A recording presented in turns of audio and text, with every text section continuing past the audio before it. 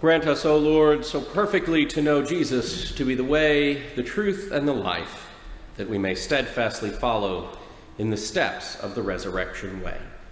Amen. Amen. Please be seated.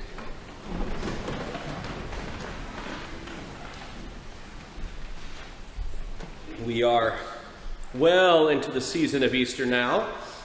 The lilies have gone and faded. The allergy season has not. The alleluias have settled into our bones. And the readings have begun to shift from the resurrection event to the resurrection way of life. And this morning, Jesus gives us a commandment.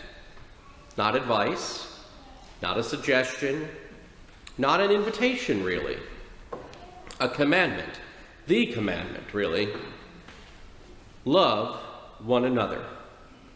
Just as I have loved you, you also should love one another. Jesus spoke these words on the night before his death. He had just washed the disciples' feet. Judas had left the room. Time was short. The cross was near. And in this most urgent moment, Jesus chooses to talk about love. Not love in the abstract, not love as a feeling, but love that looks like something. Love that has feet and hands and courage. Just as I have loved you, he tells them. And how had he loved them? He shared meals with them. He taught them. He challenged them. He forgave them. He wept with them and walked beside them. He washed their feet like a slave. And he laid down his life for them and us, his friends. That's the kind of love Jesus commands. And then he adds, by this, everyone will know that you are my disciples if you have love for one another. Everyone will know that you are my disciples if you have love for one another. Not by our sophisticated theology, not by our carefully crafted liturgy, not by our well-organized vestry or our excellent music or our clever social media, but by our love. This is both profoundly simple and incredibly difficult, isn't it? Because love, real love, is hard. It takes effort. It makes demands. It interrupts our schedules and challenges our comfort. It asks us to cross lines that we've drawn. And yet, this is how resurrection takes root.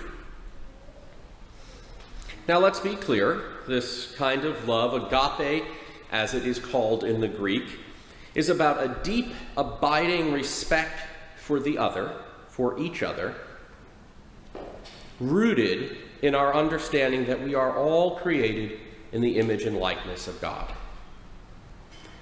Jesus doesn't call us to a sentimental Hallmark card kind of love.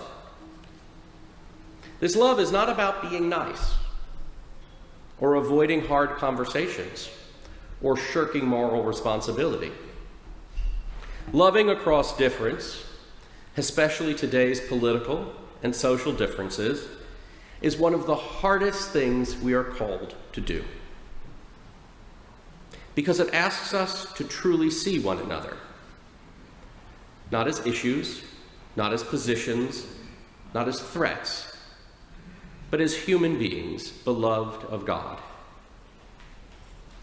Loving across difference means listening with humility. It means refusing to reduce someone to that one thing, or to a label, or to a vote, or to a soundbite. It means honoring the depth of another person's story without abandoning your own integrity. It doesn't mean always agreeing. And it doesn't mean pretending harmful things are okay. But it does mean refusing to dehumanize. It means speaking the truth in a way that doesn't destroy. It means choosing relationship. Jesus loved across enormous divides, Jew and Gentile, rich and poor, righteous and sinner. He didn't just tolerate people. He healed them. He ate with them. He defended them, and he challenged them. And so that brings us to another truth. Love is not just kindness or a wishy-washy, can't we all just get along?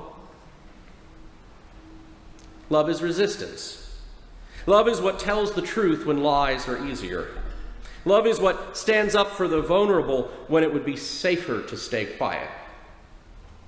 Love is what heals divisions between neighbors, between races, between parties, between nations. This kind of love, this resurrection love, is not passive. It is alive, it is costly, and it always moves outward. That's why our mission here at St. Paul's matters so much.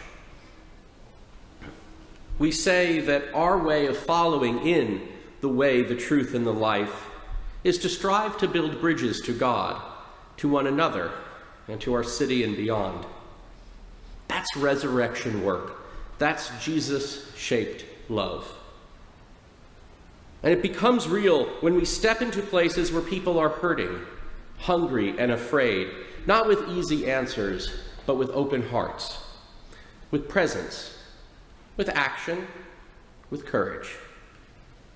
Our world is starving for this kind of love, the kind that walks across divides, the kind that binds wounds, the kind that sees the image of God in every single person, even when it's hard. And when we fail, which I do, and when we fall short, which we all will, know that nothing can separate you from the love of God either. So love in a way that people will know you follow Jesus. Love tenderly. Love boldly. Love in a way that confuses the world and heals the broken.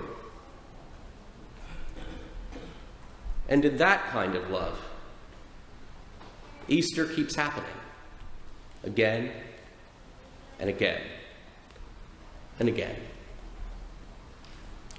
Amen.